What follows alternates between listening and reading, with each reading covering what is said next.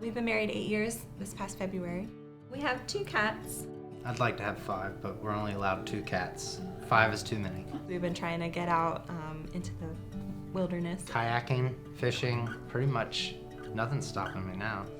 Kidney disease is quite common, and when your kidneys fail, you have to go on dialysis or you can have a kidney transplant. Once they're listed for a deceased donor, they can wait up to 4 or more years. So a faster way of getting a transplant is to have a living donor. I knew my kidneys were failing when I was at my nephrologist, and he told me that they were declining, and if they continued to decline, that I would have to end up on dialysis. My GFR had dropped below 15, and he told me we needed to start the dialysis process. I chose peritoneal dialysis at home. It's supposed to be less of a shock to your body. It was average about 9 hours a day. I chose to do it at night. It didn't work out because I'd get interrupted with the alarm. Then we switched to daytime. Tried that for probably half a year.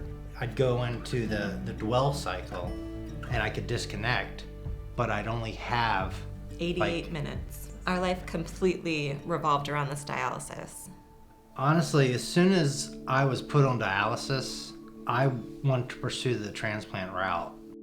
Halifax Health was my first choice. When I went there, everybody was super nice, super friendly.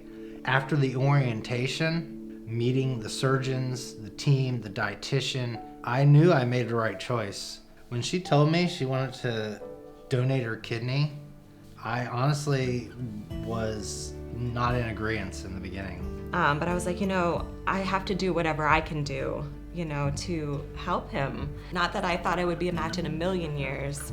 I was like, at least I can give someone else a kidney and they could give you a kidney and we'll be living life. They just called me and they said, we want to continue the process. They didn't say I was a match or anything. So I went in and I was like, well, what's my blood type? And they're like, oh, positive. And I'm like, so I'm a match?